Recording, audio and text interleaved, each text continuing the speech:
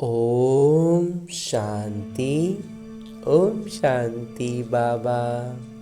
आज हम अध्ययन करने जा रहे हैं परम पिता परमात्मा के अनमोल मधुर महावाक्यों को। और ये मुरली अमूल्य है, अनमोल है। ये हम तब अनुभव करते हैं जब बाबा के परम पिता परमात्मा के चैतन्य उपस्थिति में इसका अध्ययन करते हैं। और तब जब बाबा की मुरली की एक एक बात हमारी बुद्धि में ऐसे गूंजती है जैसे बाबा मेरे साथ खड़े हैं और मुझसे कान में कह रहे हैं। जब भी कोई परिस्थिति हो, कोई भी बात हो, हमारी बुद्धि में बाबा की ये बातें गूंजने लगती हैं। तो इतना श्रेष्ठ जब अनुभव होता है तो हमारे विकर्म विनाश होते हैं, क्योंकि हमारी प्रतिक्रियाएं बाबा की सारे गुणों से की स्मृति के साथ होता है और शक्तियों की जागृति के साथ होता है। तो विकर्म वहीं के वहीं भस्म होते हैं, विनाश होते हैं। तो ऐसा श्रेष्ठ अनुभव पाते हुए हम अपनी अवस्था में लगातार ऊपर उठ सकते हैं, ऊपर आते चले जाते हैं। और इसके लिए करना क्या होता है? बस छोटा सा एक काम है कि हमें अपने दिनचर्या में एक समय, एक स्थान निर्धारित करना है। उस स्थान पर उस समय बड़े फुर्सत से, बड़े इत्मीनान से बैठना है और ये काम प्रतिदिन करना है। कोई भी दिन न छूटे, हर दिन फुर्सत से बैठना है। एक विशेष स्थान अगर रखें, जैसे भक्ति मार्ग में हम पूजा के लिए, और समय भी इस ब्रह्मा कुमार का थोड़ा सा स्पष्टीकरण है कि समय का मतलब ये नहीं कि 7 बजे। इस ब्रह्मा कुमार का ऐसा मंथन है कि 7 बजे 8 बजे ये टाइम नहीं, बल्कि हमारे दिनचर्या में जैसे ही हम भक्ति में स्नान के बाद सबसे पहले पूजा करने के लिए पूजा का कमरे में जाते थे, जिनका घर में जैसा सुविधा हो उस स्थान पर चले जाना है और स्नान के बाद जाना। अगर स्नान में आज 7:30 बज गए तो इसका मतलब ये नहीं कि समय चेंज हो गया, नहीं, स्नान के तुरंत बाद का समय इस ब्रह्मा कुमार को मंथन में लगता है सबसे उचित है। तो वैसे ही स्थान भी पूजा के लिए जो अगर स्थान बनाकर रखे हो तो उसी स्थान पर बैठना है। थोड़ा पवित्र हो, साफ सुथरा हो, तो उस स्थान पर बैठकर अब अपने हाथों में मुरली लेनी है और एक एक शब्द का बड़ी गहराई से अध्ययन करना है। और जब हम इसकी गहराइयों में धीरे धीरे उतरते जाएंगे ना, तो हम बाबा के चैतन्य उपस्थिति का अनुभव पाएंगे। और ये इस ब्रह्मा कुमार का ये अनुभव रहा है और आभास रहा है। इसीलिए हम मुरली का अध्ययन बड़े फुर्सत से, इत्मीनान से बैठकर स्वयं से कम एक बार ज़रूर करना है। फिर हम YouTube पर सुनते रहे, सेंटर पर जाएं, वो सब अच्छी बातें हैं, लेकिन जब हम फुर्सत से, इत्मीनान से अकेले बैठकर खुद से जब अध्ययन करते हैं ना, तो बाबा और मैं आमने सामने बैठ बातें कर रहे हैं, ऐसा अनुभव करते हैं। तो इसके लिए और एक छोटा विधि जो हमें आत्माभिमानी स्थिति में आने के लिए करनी चाहिए, वो ये कि जब हम फुर्सत में आकर बैठ गए, मुरली हाथों में लेकर शुरू करने जा रहे हैं, तो पहले अपने इस देहभान से अलग होने का भी अभ्यास करें और अपने सूक्ष्म शरीर के साथ, यानी अपने उसी मन के को लेकर जो इस रावण की दुनिया में बहुत भटक रहा है, उसको लेकर के। क्यों भटक रहा है? क्योंकि वो इसका स्थान है ही नहीं, ये रावण की दुनिया है, तो रावण की दुनिया हमारे मन के लिए है ही नहीं, इसीलिए वो अपनी दुनिया ढूंढने के लिए इतना भटक रहा है। बिल्कुल वैसे ही जैसे एक मछली पानी के बाहर आ जाए तो बहुत छटपटाती है, इसीलिए हमारा मन इतना भटकता है। तो इसे इसके सही गंतव्य तक लेकर चलते हैं। इस शुरुआत, चूँकि ये रास्ता भूल चुका है, तो इसे हम लेकर चलते हैं अपने साथ मधुबन की धरा पर, और उसमें भी खास पांडव भवन के उसी हिस्ट्री हॉल में जहाँ मेरे बाबा ने साकार तन का, यानी इस ब्रह्मा बाबा के तन का आधार लेकर ये मुरली चलाई थी। यूँ तो बाबा ने चलाई थी पहले, तभी आज हमें लिखित रूप में मिल रही है। लेकिन आज भी जब मैं आत्मा अपने आत्म अभिमानी स्थिति में स्थित होकर और स्थित होने के लिए, ये बहुत सरल अभ्यास है, इससे हम आत्माभिमानी स्थिति में स्थित होते हैं और तब बाबा की चैतन्य उपस्थिति का अनुभव पाते हैं। और उसकी अनुभूति का सबसे पहला पायदान ये होता है कि जैसे ही मैं आत्मा खुद को उस स्थान पर अनुभव करता हूँ, परमात्मा के सानिध्य में पहुँचता हूँ, तो मुझ आत्मा के सारे आत्मिक गुण, पवित्रता, शांति, प्रेम और सुख की भरपूरता का एहसास होता है। बाबा सम्मुख बैठे हैं, दृष्टि से मुझ आत्मा में ज्ञान, प्रकाश और अष्ट शक्तियों का प्रवाह कर रहे हैं, ऐसा भी अनुभव पाते हैं, जिससे चारों ओर आनंद का एक आवरण बन जाता है। और उस आवरण में मैं और मेरे बाबा बड़े फुर्सत से बैठ बातें करते हैं। तभी तो मेरे बाबा अपने दिल की बातें इसी मुरली में निहित करके मुझसे कहते हैं, मीठे बच्चे, अपनी तकदीर ऊंच बनानी है तो कोई से भी बात करते देखते बुद्धि का योग एक बाबा से लगाओ। ध्यान बाबा पर रहे कि मैं बाबा का बच्चा हूँ। बाबा की सानिध्य में खुद को उपस्थित मानेंगे तो हर बात, हर चीज, हर चाल चलन, चेहरा हमारा बाबा जैसा ही झलकेगा। और यही हमारा अभी वर्तमान उद्देश्य है ना। आगे प्रश्न रूप में मेरे बाबा कहते हैं कि नई दुनिया की स्थापना के निमित्त बनने वाले बच्चों को बाबा का कौन सा निर्देश मिला हुआ है? उत्तर बतलाते हैं बाबा, बच्चे, तुम्हारा इस पुरानी दुनिया से कोई कनेक्शन नहीं है। अपनी दिल इस पुरानी दुनिया से मत लगाओ। जांच करो, हम श्रीमत के बरखिलाफ कर्म तो नहीं करते हैं, रूहानी सेवा के निमित्त बनते हैं। गीत है भोलेनाथ से निराला। ओम शांति। अब गीत सुनने की कोई जरूरत नहीं रहती। गीत अक्सर करके भक्त ही गाते हैं और सुनते हैं। तुम तो पढ़ाई पढ़ते हो, ये गीत भी बच्चों के लिए ही खास निकले हुए हैं। बच्चे जानते हैं बाबा हमारी तकदीर ऊंच बना रहे हैं। बाबा हमारी तकदीर ऊंच बना रही है, बात हम अच्छे से समझ गए हैं। अब हमको बाबा को ही याद करना है और दैवी गुण धारण करने हैं। अपना पोता मेल देखना है, जमा होता है या घाटा होता रहता है।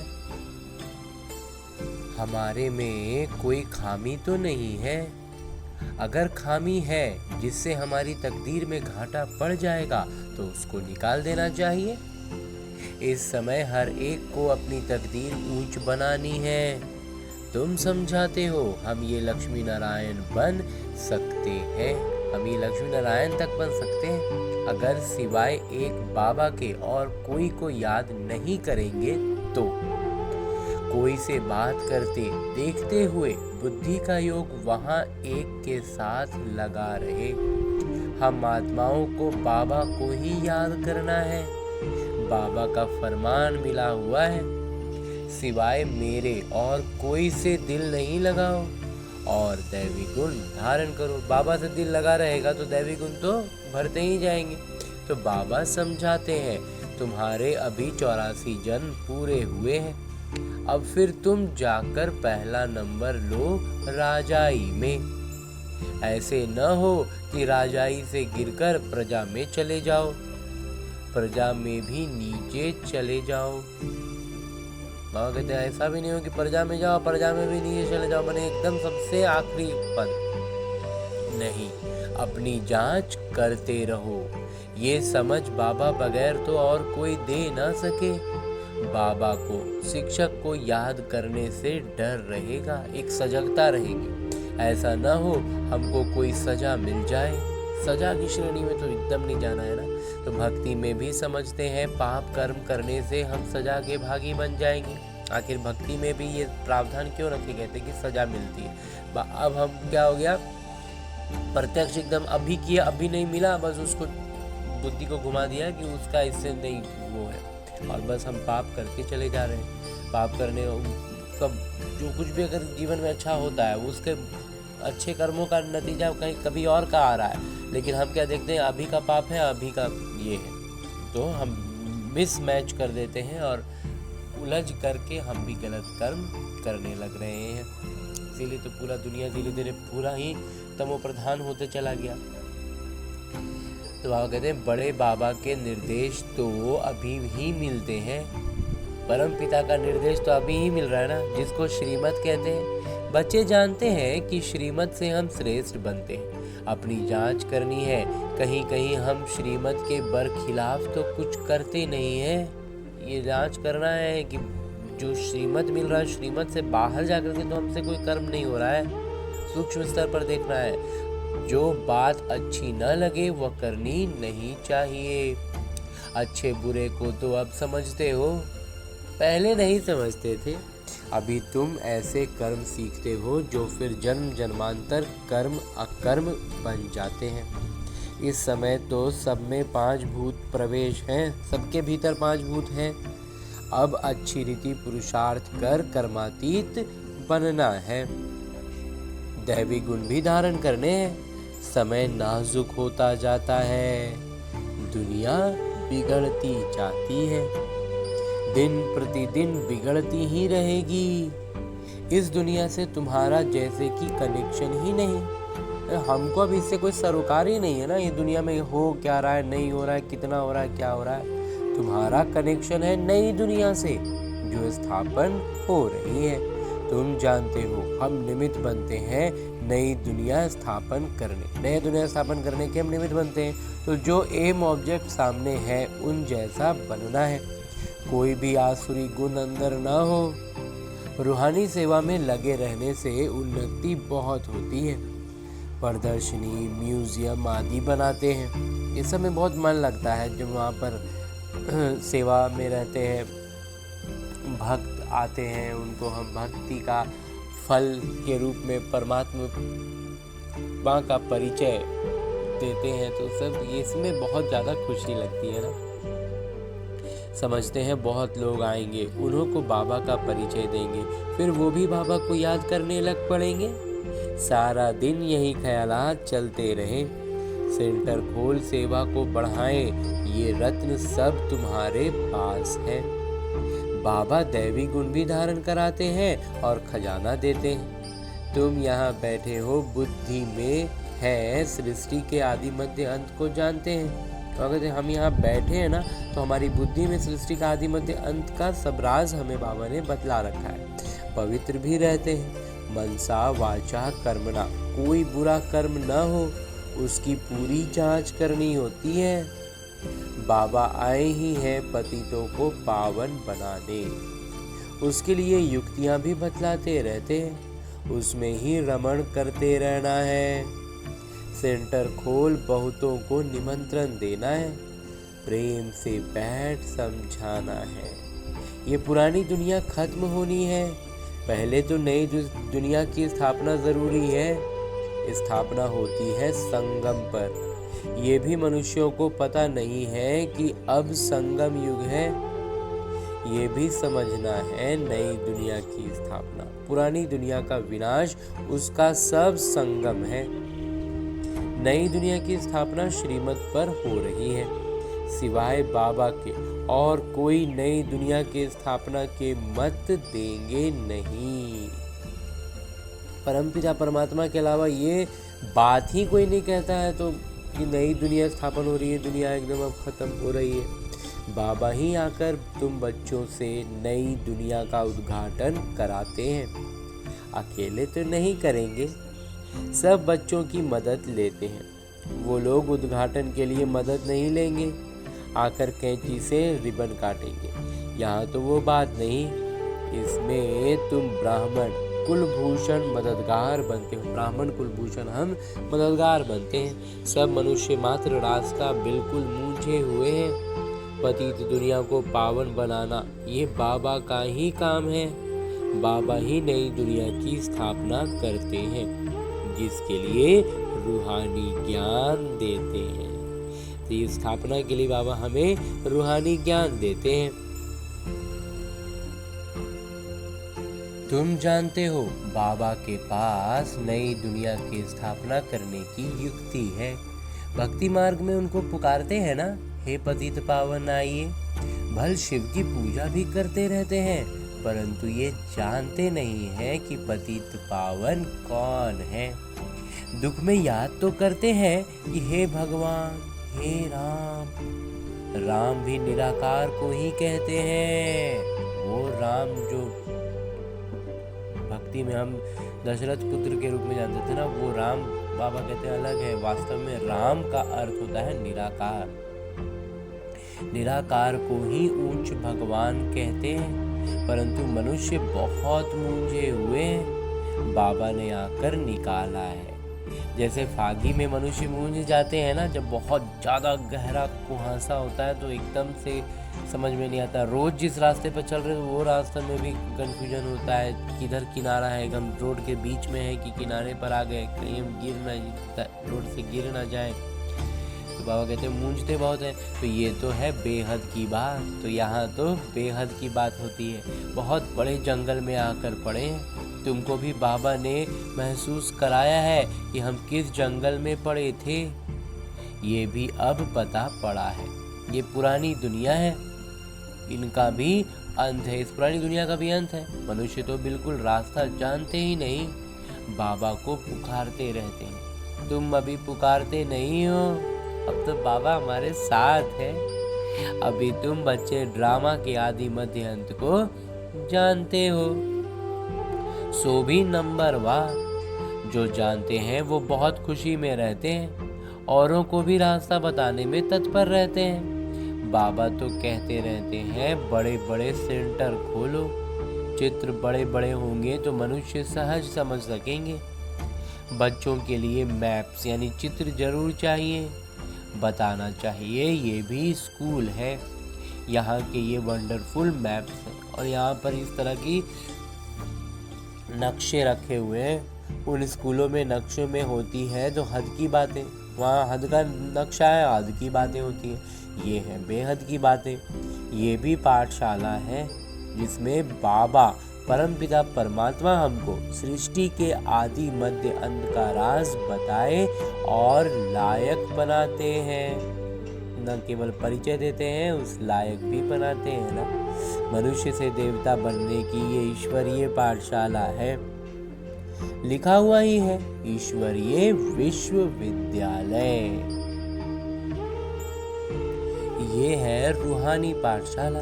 सिर्फ ईश्वरीय विश्वविद्यालय से भी मनुष्य समझ नहीं सकते हैं। यूनिवर्सिटी भी लिखना चाहिए। ऐसा ईश्वरीय विश्वविद्यालय कोई है नहीं।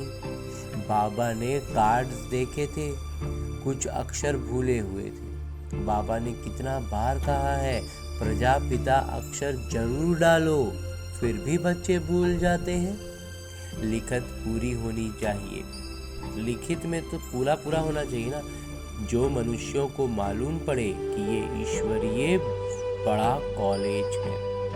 बच्चे जो सेवा पर उपस्थित हैं, जो अच्छे सेवा योग्य हैं, उन्हों को भी दिल में रहता है कि हम फलाने सेंटर को जाकर उठाएं, ठंडा पड़ गया है।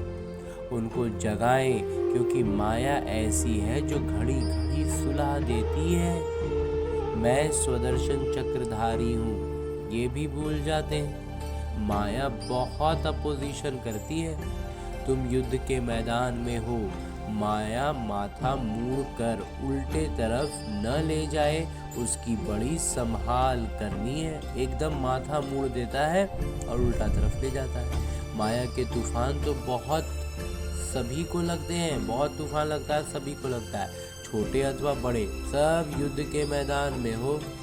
पहलवान को माया के तूफान हिला ना सके, वो अवस्था भी आने वाली है। बाबा कहते हैं और वो अवस्था भी जो है ना हमारी, वो परिस्थितियाँ, उस परिस्थितियों में हम अचल अडोल रह पाएंगे, वो ऐसी परिस्थितियाँ भी हमारे सामने आनी है। तो अभ्यास हमें उस तरह का रखना है।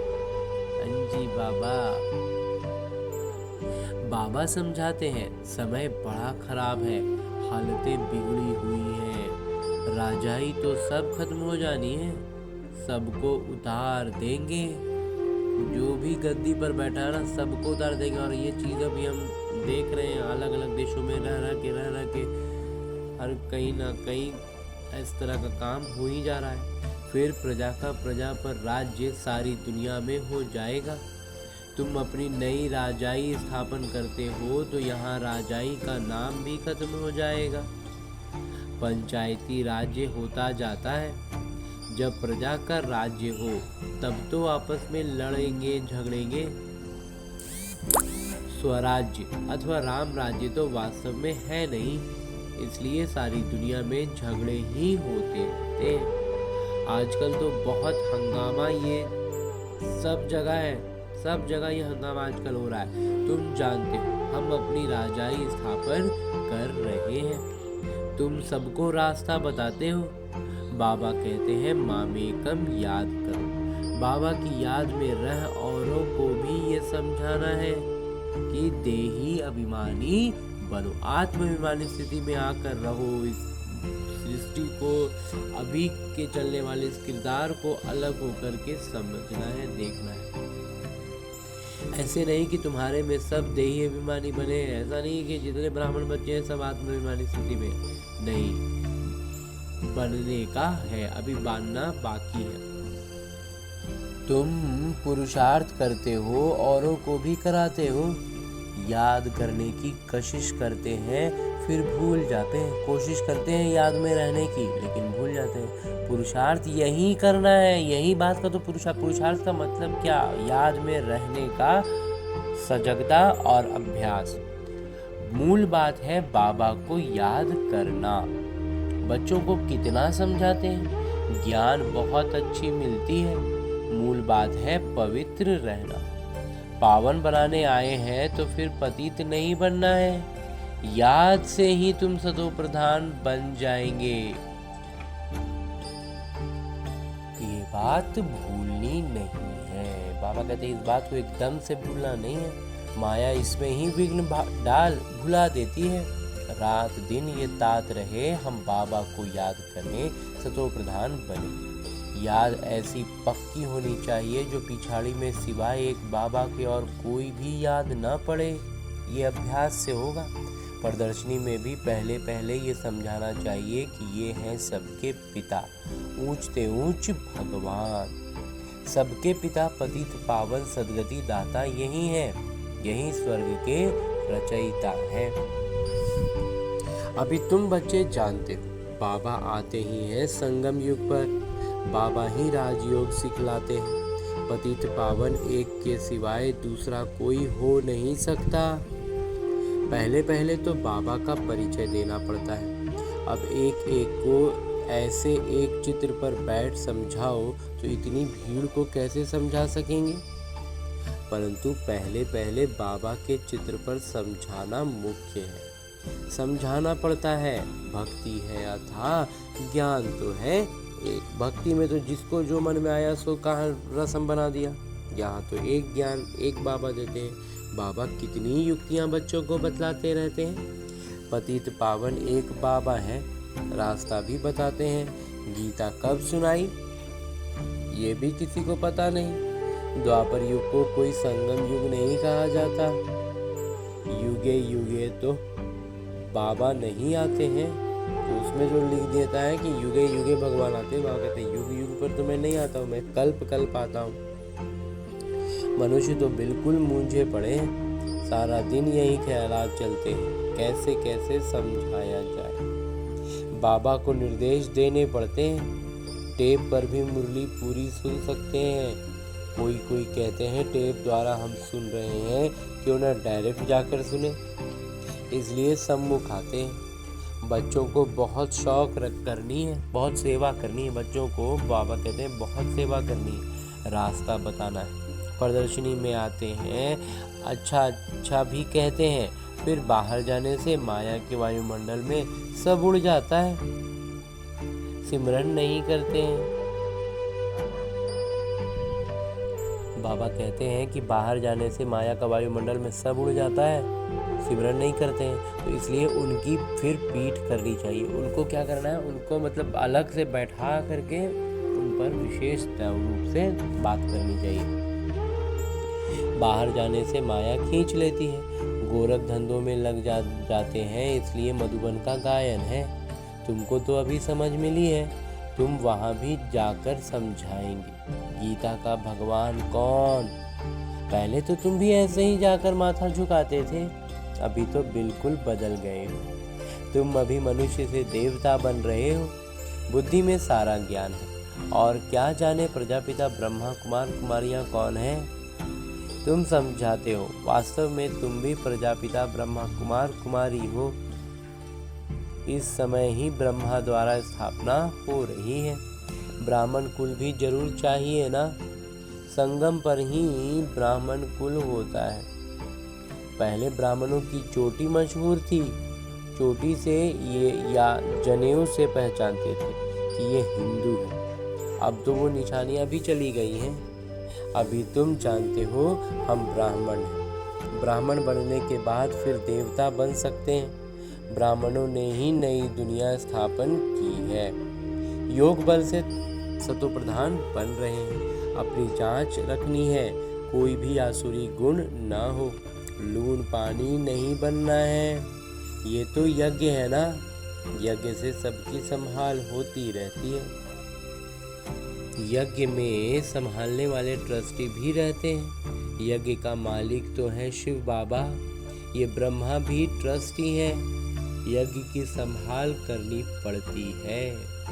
तुम बच्चों को जो चाहिए यज्ञ से ले लेना, और कोई से लेकर पहनेंगे तो वो याद आता रहेगा। इसमें बुद्धि की लाइन बड़ी क्लियर चाहिए। अब तो वापस जाना है, समय बहुत थोड़ा है, इसलिए याद की यात्रा पक्की रहे। यही पुरुषार्थ करना है। पुरुषार्थ का अर्थ ही है सजगता और अभ्यास, आत्माभिमानी स्थिति में रहने का। अच्छा, मीठे मीठे सिकरते बच्चों प्रति माता पिता बाबा का याद प्यार और आशीर्वाद। रूहानी बाबा की रूहानी बच्चों को नमस्ते। हम रूहानी बच्चों की ओर से रूहानी माता पिता को याद प्यार और प्रणाम। धन्यवाद बाबा, धन्यवाद। मुरली के लिए भी धन्यवाद, और इस अनूठे लौकिक ब्राह्मण जीवन के लिए भी बहुत बहुत बहुत धन्यवाद बाबा, बहुत धन्यवाद। आगे आज की मुरली से लिए गए वो प्रमुख बिंदु हैं जिन्हें हमें अपने ब्राह्मण जीवन में धारण करने हैं। और ब्राह्मण सो फरिश्ता, फरिश्ता सो देवता बनना है। उसके लिए जो सबसे पहली बिंदु है, अपनी उन्नति के लिए रूहानी सेवा में तत्पर रहना है। जो भी ज्ञान रत्न मिले हैं उन्हें धारण करके दूसरों को कराना है। जो भी ज्ञान रत्न मिलता है ना, उसको पहले धारण करना है, तब दूसरों को कराना है। अपनी जांच करनी है, हमारे में कोई आसुरी गुण तो नहीं है। हम ट्रस्टी बनकर रहते हैं, कभी लून पानी तो नहीं बनते हैं। कभी भी हमारे भीतर खारापन तो नहीं आता है। लून पानी का अर्थ क्या हो गया? खारापन। और बुद्धि की लाइन क्लियर है। ये सब सारी चीजें ना एकदम से हमारी सजगता को जगाने का काम करती है। इस तरह के सवाल जब हम खुद से करते हैं तो हम बहुत ऊपर उठते हैं, क्योंकि मंथन चलने लगता है। और आगे मेरे बाबा वरदान दे रहे हैं। वरदान देते हुए मेरे बाबा कहते हैं, पुरुषार्थ के सूक्ष्म आलस्य का भी त्याग करने वाले ऑल राउंडर अलर्ट भव। अगर पुरुषार्थ में ना बहुत सूक्ष्म स्तर का आलस्य आता है, उस सूक्ष्म स्तर के आलस्य को भी बाबा कहते हैं एकदम से समाप्त कर दो, त्याग कर दो, क्योंकि हमें बाबा ऑल राउंडर अलर्ट कर रहे हैं, चौतरफा सजगता। विस्तार से बाबा कहते हैं कि पुरुषार्थ की थकावट आलस्य की निशानी है। आलस्य वाले जल्दी थकते हैं, उमंग वाले अथक होते हैं। जो पुरुषार्थ में दिल शिकस्त होते हैं उन्हें ही आलस्य आता है। मगर जो पुरुषार्थ में दिल शिकस्त होंगे ना, आलस्य उन्हीं को आएगा। वो सोचते हैं क्या करें, इतना ही हो सकता है, ज़्यादा नहीं हो सकता, हिम्मत नहीं है, चल तो रहे हैं, कर तो रहे हैं। बाबा कहते हैं अब इस सूक्ष्म आलस्य का भी नाम निशान न रहे, इसके लिए सदा अलर्ट, एवर रेडी और ऑल राउंडर बनो। बाबा कहते हैं हमेशा क्या करना है, आलस्य का नाम निशान ना रहे, उसके लिए सदा अलर्ट रहना है, एवर रेडी रहना है और ऑल राउंडर भी बनना है। हाँ जी बाबा। और आगे स्लोगन है, मुरली का उपदेश है, समय के महत्व को सामने रख सर्व प्राप्तियों का खाता पूरा जमा करो। बाबा कहते हैं हर खाता जमा करना, मैं आज सर्व प्राप्तियों का खाता के लिए बाबा हमें कह रहे हैं। और अभी तक हमने परमपिता परमात्मा के इस अमूल्य साकार मुरली को उनके चैतन्य उपस्थिति में अध्ययन करने का प्रयास किया और अनुभव भी किया ना। अब मेरे बाबा इसी अव्यक्त स्वरूप में स्थित रहकर एक इशारा देते हैं कि अब संपन्न व कर्मातीत बनने की धुन लगाओ। एकदम से धुन सवार हो जाए बुद्धि में कि अब तो हमको संपन्न रहना है, कर्मातीत अवस्था को पाना है। और ऐसा करने के लिए बाबा हर दिन हमें अलग अलग इशारे देकर के इसकी स्पष्टता को बढ़ाते हुए आज जो इशारा दे रहे हैं वो है, आवाज़ से परे अपनी श्रेष्ठ स्थिति में स्थित हो जाओ तो सर्व व्यक्त आकर्षण से परे शक्तिशाली, न्यारी और प्यारी स्थिति बन जाएगी। तो अगर आवाज़ से परे अपने आप को श्रेष्ठ स्थिति में स्थित हो जाएंगे तो जितना फिर व्यक्त आकर्षण है ना, प्रत्यक्ष रूप में जो दिखाई देता है, और कहते हैं उनसे परे हम शक्तिशाली, न्यारी और प्यारी स्थिति हमारी बन जाएगी।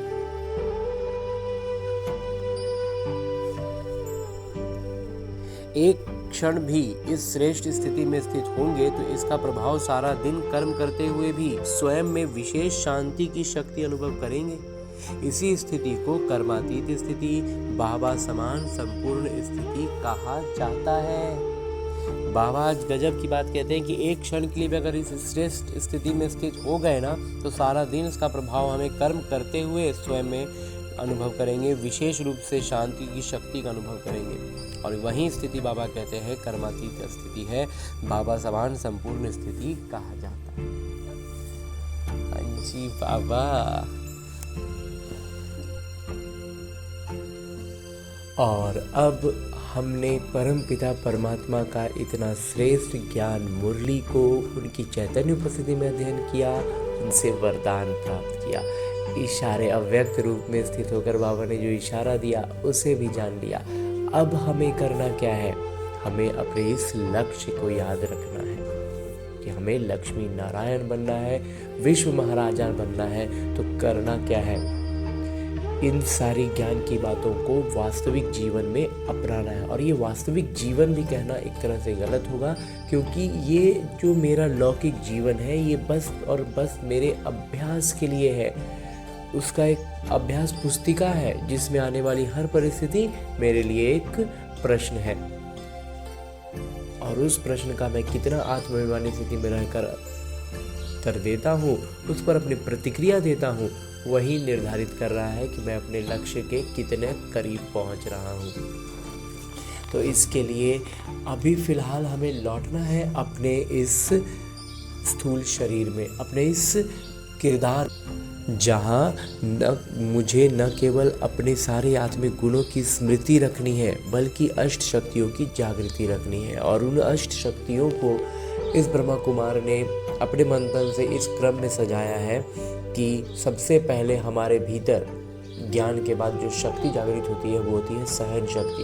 जब हम ज्ञान की महीन बातों को नहीं समझ पाते हैं, कुछ स्पष्ट नहीं हो पाता है, या जहाँ पर भी जिस भी परिस्थिति में हम स्पष्टता में थोड़ा भी उलझते हैं तो अगर लेकिन निश्चय पूरा होता है तो हम सहन शक्ति की जागृति के साथ हर परिस्थिति को पार कर पाते हैं। उसके बाद जो जागृत होती है वो होती है परखने की शक्ति और उसी के साथ साथ निर्णय करने की शक्ति। अब निर्णय क्या करना है, निर्णय करने के लिए हमारे पास 5 शक्तियाँ हैं कि हमें इन 5 में से कौन सी शक्ति का इस्तेमाल करना है। तो इसमें सबसे पहला इस ब्रह्मा कुमार को लगता है कि है समेटने की शक्ति। समेटने की शक्ति का अर्थ है, इस ब्रह्मा कुमार का मंथन रहा है कि सबसे पहले जो आती है वो है समेटने की शक्ति। समेटना क्या है? अपने उन पुराने संस्कारों को जो रावण के प्रभाव में बने हैं। दूसरा है समाने की शक्ति। वही सारी संस्कार जो अन्य आत्माओं में, संबंध संपर्क की आत्माओं में रावण के प्रभाव में पनपे हैं, विकसित हुए हैं और वो उनसे घिरे हुए हैं, तो उनको उस नज़र से हम देख पाएँ, इसके लिए हमें शक्ति जो चाहिए वो है समाने की शक्ति। तो उनके रावण के प्रभाव में बने संस्कारों को समाने की शक्ति। उसके बाद जो आती है वो है संकीर्णता की शक्ति। संकीर्णता की शक्ति का अभिप्राय इस ब्रह्मा कुमार के मंथन के अनुसार है कि जहाँ पर हमारा हस्तक्षेप का या फिर हमारे इन्वॉल्व होने का, हमारे उससे जुड़ने का कोई अर्थ नहीं है, हमारे लिए वो व्यर्थ है, तो वैसे में अपने आप को उसमें जोड़कर हम खामोखा में कहीं उलझ ना रहे हो, इसके लिए भी, इसका स्पष्टीकरण के लिए भी हमें शक्ति चाहिए कि जहाँ ज़रूरत, मतलब संकीर्णता के साथ, मतलब जिसको कहते हैं कि आराम से हम निकल सकते हैं और हम झूठ मूठ में फंस रहे हैं, वो काम ना करके, तो इसके लिए भी शक्ति चाहिए। तो वही है संकीर्णता की शक्ति।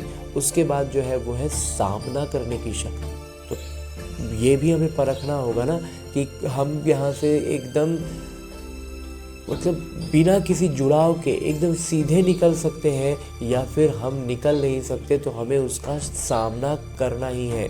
तो हम उस परिस्थिति का, उन बातों का अच्छे से सामना कर पाएँ, उसके लिए भी हमें जो शक्ति चाहिए वही है सामना करने की शक्ति।